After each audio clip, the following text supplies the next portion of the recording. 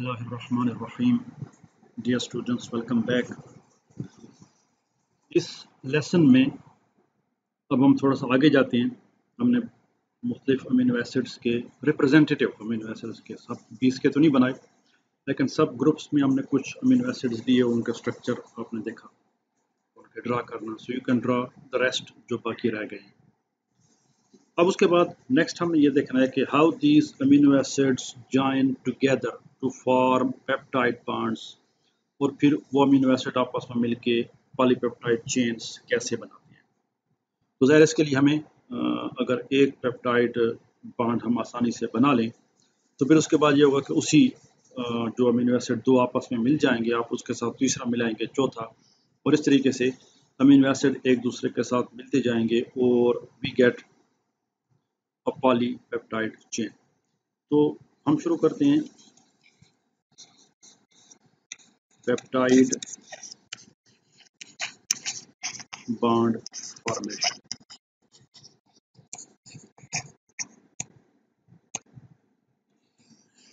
How peptide bond is, उसके लिए हम दो अमीनो एसिड ले लेते हैं। फिलहाल हम लेते हैं जो इनका जेनेरिक फार्मूला है अमीनो एसिड्स का, और वो आपको पता है।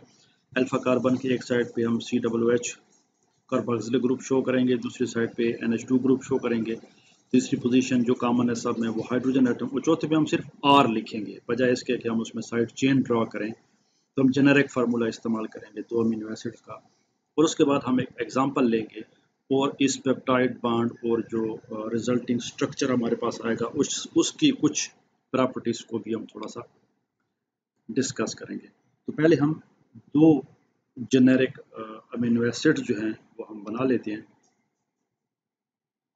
तो ये हमारे पास C अल्फा कार्बन आ गया, इस साइड पे जो है C है, तो ये आप इसको यूं भी बना सकते हैं, ये कार्बोक्सिलिक ग्रुप हो गया, इधर इसकी हाइड्रोजन है, इधर जो है इसका NH2 ग्रुप है, अमीनो ग्रुप, और इस साइड पे उसका R है। तो अब इसके साथ हम एक दूसरा अमीनो एसिड जो है वो ड्रा करते हैं। तो थोड़ा सा हम इनको शेड कर देते हैं या डिफरेंट कलर्स हम इनके ले लेते हैं ताकि हमें पता चले कि हम क्या बना रहे हैं। तो वही अल्फा कार्बन, इसके साथ C डबल बॉन्ड OH, इधर NH2। अब सिर्फ इनको डिस्टिंग्विश करने के लिए इसका R हम इस साइड पे ले लेते हैं और H जो है वो इस साइड पे। अब इसमें हम यहाँ पे कुछ चीज़ें हाईलाइट करते हैं सिर्फ ये बताने के लिए कि ये कौन से एटम्स इनके आपस में बॉन्ड बनाने में इन्वॉल्व होंगे। तो एक का NH2 का जो H है और इधर जो कार्बोक्सिलिक का OH है, ये आपस में बॉन्ड बनाएंगे। तो अब हम इस रिएक्शन को कंप्लीट करते हैं, क्योंकि आगे भी हम जा सकते हैं। So let's go forward. तो अब हम यहाँ पे एक एरो जो है वो ड्रा कर लेते हैं, जैसे इक्वेशंस, और इस एरो में हम शो करते हैं कि जो एक और कलर ले लेते हैं, दो अमीनो एसिड का आपस में मिलना, ये कंडेंसेशन रिएक्शन है, और इसमें वाटर मॉलिक्यूल इज सिंथेसाइज्ड। इसको अब हाईलाइट हम करते हैं ताकि हमें पता चले कि ये वाटर कहाँ से आया है।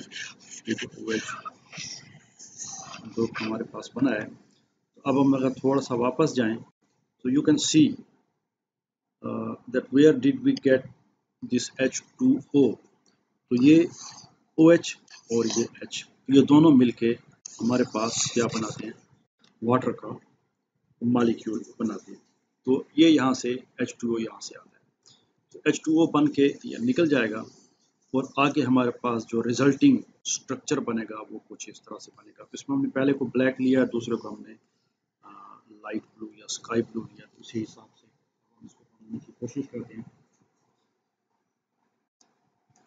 तो ये हमारे पास जो लेफ्ट कार्बन है वही इसका अल्फा कार्बन, ये उसका H, इधर NH2।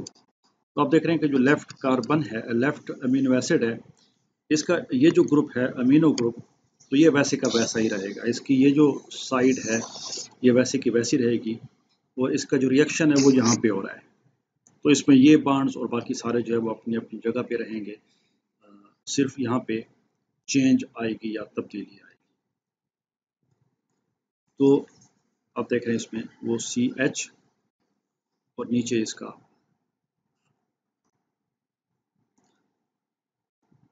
R आ जाएगा।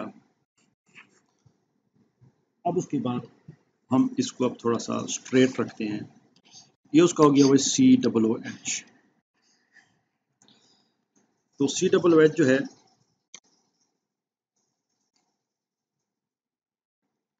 अब नेक्स्ट जो हमारे पास आएगा वो है इसका पेप्टाइड बॉन्ड, जो कि दूसरे के हाइड्रोजन के साथ बना रहा है। तो इस पेप्टाइड बॉन्ड को शो करने के लिए हम एक थिक लाइन लगा लेते हैं, रेड लाइन।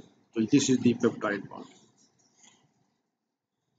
और वो कैसे बनेगा, पीछे अगर हम जाएं तो आप देख रहे हैं कि जब ये दोनों निकल जाएंगे, ये H और ये OH, तो इस नाइट्रोजन का और इस कार्बन का एक एक बॉन्ड फ्री हो जाएगा। तो हमारे पास सिचुएशन ये है कि ये आपस में ये क्या कर लेंगे, बॉन्ड बना लेंगे। और ये वो बॉन्ड है जो कि हमने इसको यहाँ पे रेड लाइन से शो किया है। तो इस तरीके से ये आपस में बॉन्ड बनाएंगे। तो ये हमारा पेप्टाइड बॉन्ड बन गया। अब उसके बाद हम दूसरे अमीनो एसिड पे आते हैं। ये पूरा, क्योंकि इसका OH ग्रुप निकल गया, तो ये इसका स्ट्रक्चर कंप्लीट हो गया। अब यहाँ पे जो हम ड्रा करेंगे वो उसके लेफ्ट साइड से, यानी अब हम इस अमीनो एसिड को बना रहे हैं। तो इस अमीनो एसिड में हम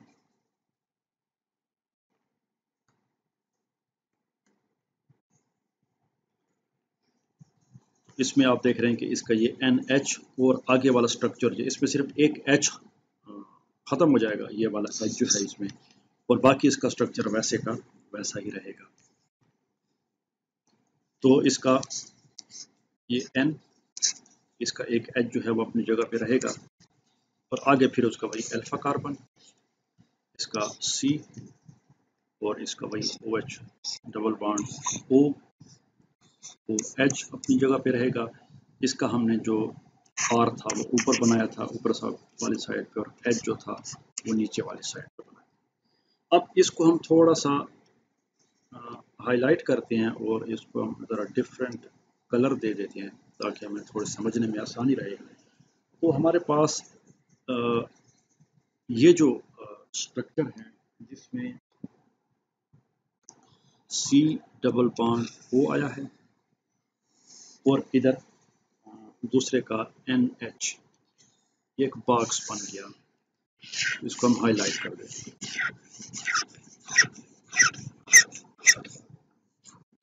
सिर्फ जस्ट टू अंडरस्टैंड क्या हो रहा है। अब इसमें आप देख रहे हैं कि ये जो बॉक्स है जिसमें ये NH और COOH और बीच में जो बॉन्ड बन गया, this is the peptide bond, ये peptide.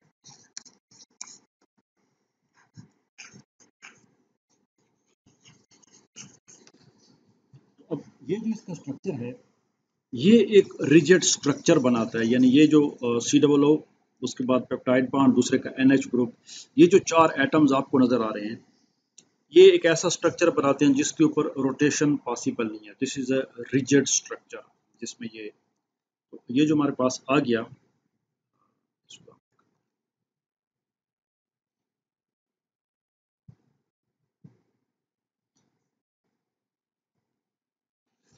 This is a rigid planar structure.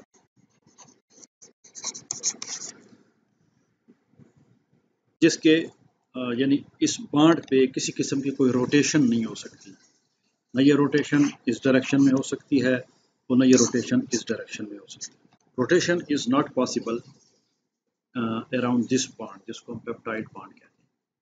ठीक है जी। अब ये हमारे पास कंप्लीट हो गया। ये जो एरिया है जिसमें 4 एटम्स इन्वॉल्व हैं, ये पेप्टाइड बांड का इलाका है या पेप्टाइड बांड का एरिया है। बांड तो ये है, एक्चुअल बांड जो है वो ये है, लेकिन ये जो पूरा एरिया है जिसमें ये 4 एटम्स आते हैं, they form the area of the peptide bond. इस CN बांड के इर्द गिर्द या इसमें, जैसे मैंने एरो से आपको बता दिया, किसी किस्म की रोटेशन पॉसिबल नहीं है।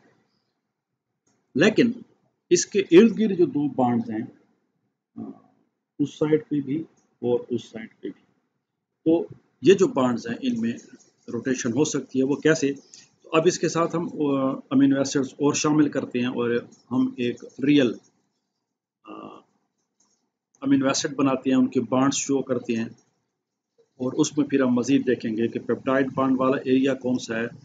और अमीनो एसिड्स की जो पॉलीपेप्टाइड चेन है उसमें खूबी ये है कि ये कभी भी स्ट्रेट नहीं रहती, इसमें रोटेशन होती है, फोल्डिंग होती है काफ़ी हद तक, जिसकी वजह से प्रोटीन का जो मॉलिक्यूल है इट बिकम्स वेरी कम्पैक्ट, बहुत छोटा हो जाता है।